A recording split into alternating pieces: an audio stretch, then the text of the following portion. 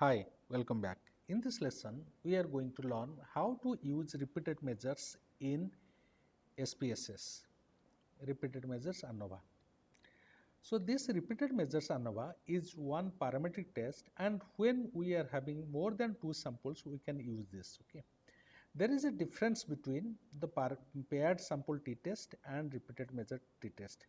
So, we have discussed a case here, that means there are some of the employees who had some attitudinal issues and their attitude was measured before the training program and after the training program, and we compare the mean score of before and after the training program, and we try to find out whether there is a significant difference exists in the attitude, mean score of the attitude before and after the training program.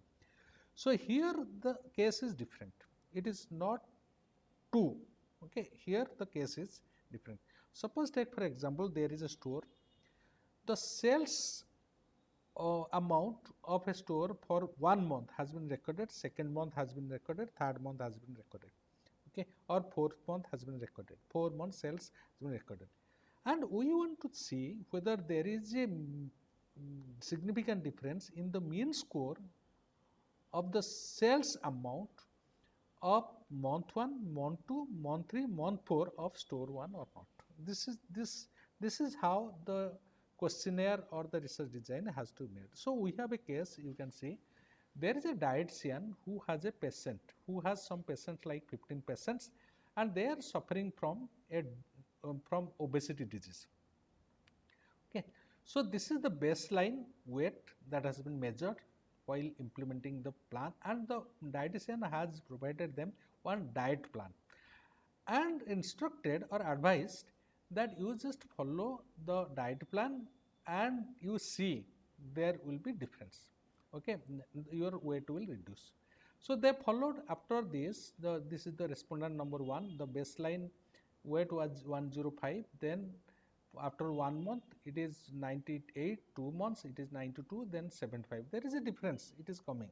So we want to see in the mean score whether there is a significant difference or not. This is the data of 15 patients. Okay, so we can run here that is normality test. We can check.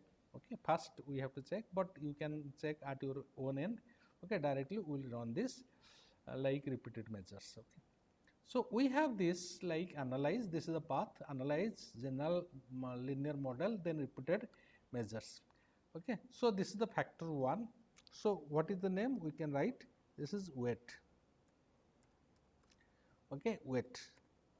Okay, then how many labels? There are 4 labels: baseline, month 1, month 2, month 3. This is 4 label we can write, we can add here. Then we can go for define. Okay, so all these values like we have to take. Okay,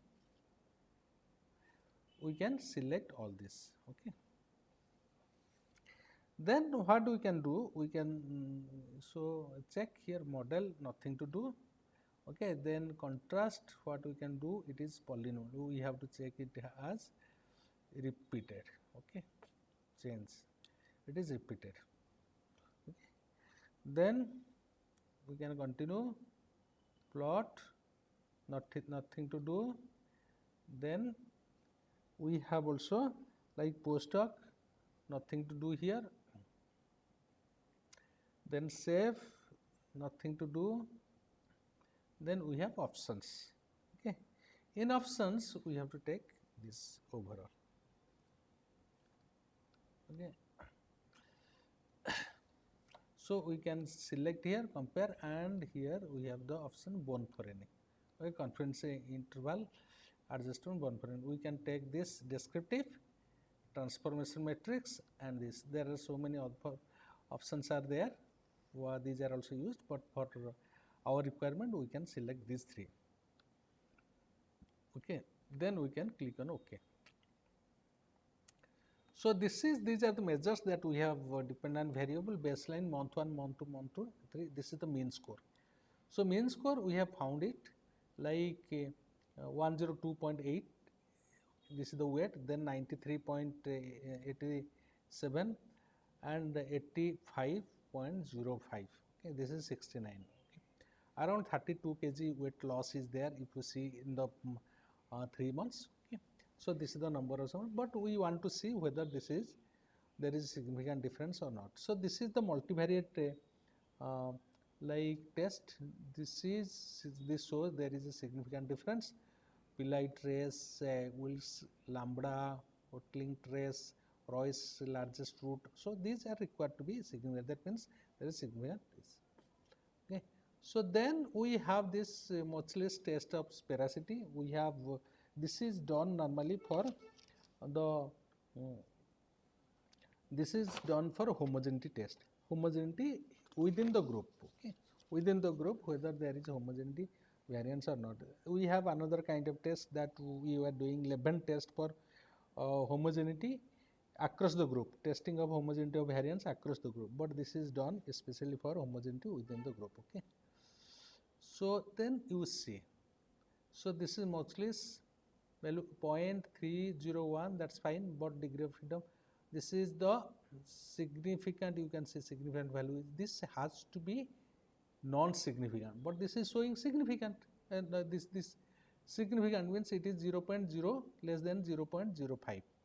So when this happens, okay, this happens, what we have to do, we can make the average of greenhouse gaser and wound field. Okay, so we can make it 0.581 plus 0.651 divided by 2, that will average will come. If that average is greater than 0.05, that means that is also significant, that is also acceptable. Okay, that is which is desirable, that means diet plan has been like effective. Okay, there is a significant difference in weight loss over the period of time when the patient follows the diet plan. Okay. So the data is found to be significant. Okay, this is how we can perform these repeated measures ANOVA. Okay, that's for the lesson. See you in the next one.